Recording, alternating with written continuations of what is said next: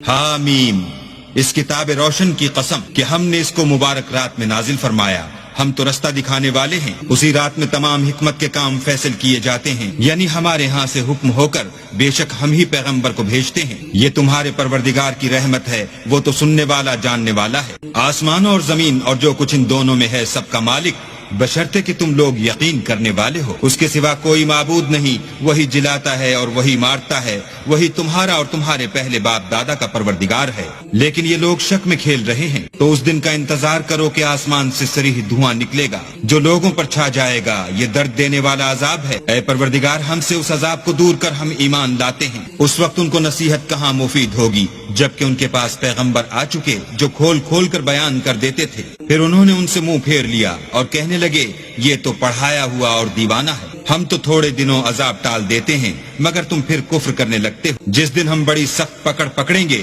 تو بے شک انتقام لے کر چھوڑیں گے۔ اور ان سے پہلے ہم نے قوم فرعون کی آزمائش کی اور ان کے پاس ایک عالی قدر پیغمبر آئے جنہوں نے یہ کہا کہ اللہ کے بندوں یعنی بنی اسرائیل کو میرے حوالے کر دو، میں تمہارا امانت دار پیغمبر ہوں، اور اللہ کے سامنے سرکشی نہ کرو، میں تمہارے پاس کھلی دلیل لے کر آیا ہوں، اور اس بات سے کہ تم مجھے سنگسار کرو، اپنے اور تمہارے پروردگار کی پناہ مانگتا ہوں۔